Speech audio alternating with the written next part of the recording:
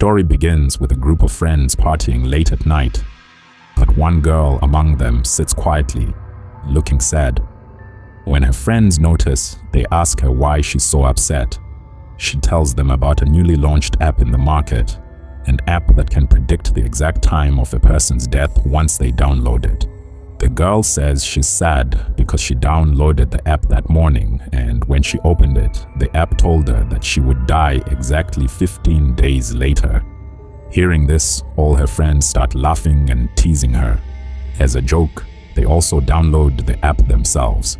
They make a bet that according to the app, whoever has the least amount of time left to live will have to drink all the drinks on the table alone. Before downloading, everyone sees a user agreement, terms and conditions.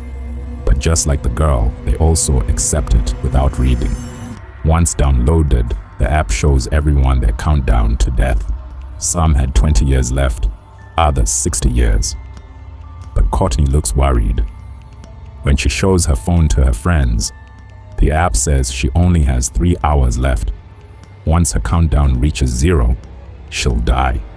Courtney gets terrified, but her friends tell her not to worry and insist that the app is just a joke. According to the game they made, whoever had the shortest time left had to drink all the drinks.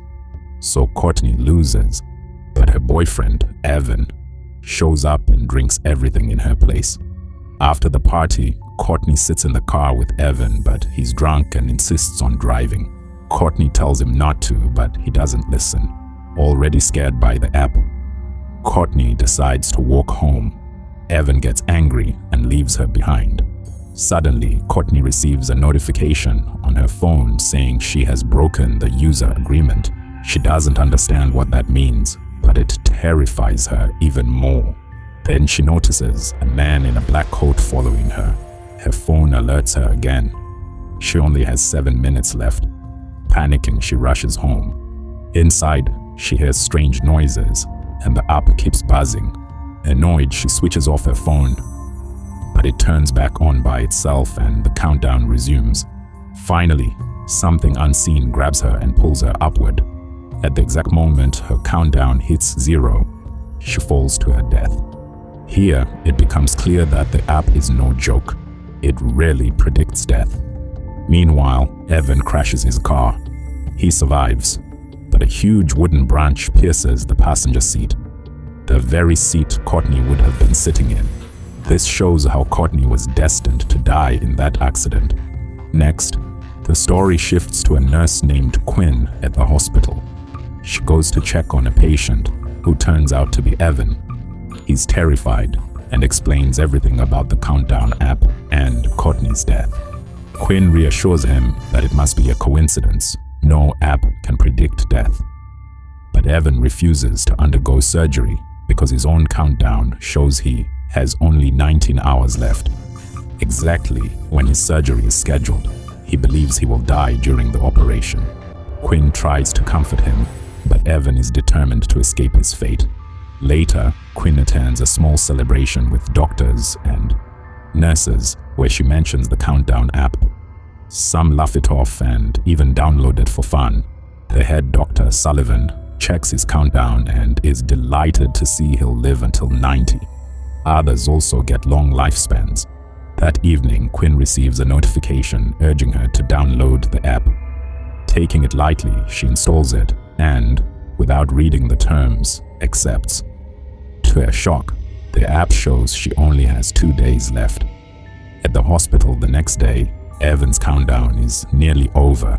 Instead of staying for surgery, he tries to escape. A notification appears. He's broken the user agreement. Just like Courtney, by avoiding his surgery, he attempted to change his fate. As he runs, he sees shadows, hears footsteps, and is haunted by a demon disguised as Courtney. Eventually, the demon kills him. When Quinn finds out Evan died exactly when his app said, she begins to believe. She unlocks Evan's phone using his face and sees his countdown ended at 0. Terrified, she remembers her own countdown is still running. Later that night, Quinn is haunted by Evan's ghost. The app keeps warning that she's breaking the user agreement. Even when she destroys her phone, The countdown continues. Eventually, she learns that her younger sister Jordan also downloaded the app, and her countdown shows she will die even earlier than Quinn. Quinn buys a new phone, but the app installs itself automatically. She meets another victim, Matt, whose countdown is ending soon. Together, they trick a drunk man into downloading the app so they can finally read the terms and conditions. There, they discover the rule. Once you know your death time, you cannot try to avoid it. Desperate, they meet a priest who tells them about a demon named Ozin connected to the app.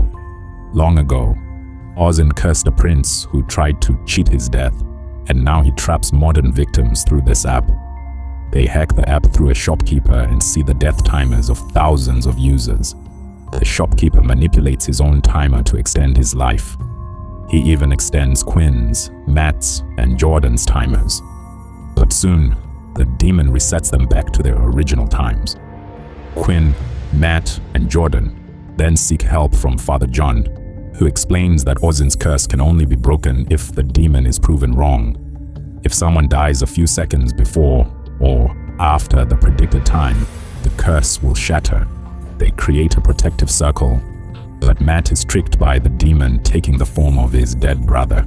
He steps outside and is hit by a speeding car, dying exactly when his countdown hits 0.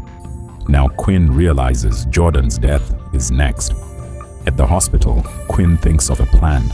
She knows Dr. Sullivan's timer shows he'll live to 90. If she kills him earlier, Ozin will be proven wrong. She attacks him, but the demon intervenes, saving Sullivan. Finally, when Jordan's countdown nears 0, Quinn sacrifices herself by injecting morphine, dying before her time. This proves the demon wrong and Ozin disappears in smoke. Jordan quickly injects an antidote to save Quinn's life, bringing her back. The curse breaks. Everyone's countdown stops. Quinn gets her job back, and Dr. Sullivan is arrested for harassment. Days later, Quinn visits her mother's grave with her family. On the way home, she gets a notification. A new version of the Countdown app has automatically installed on her phone, and the story ends. If you enjoyed this video, don't forget to subscribe to our channel and give it a like.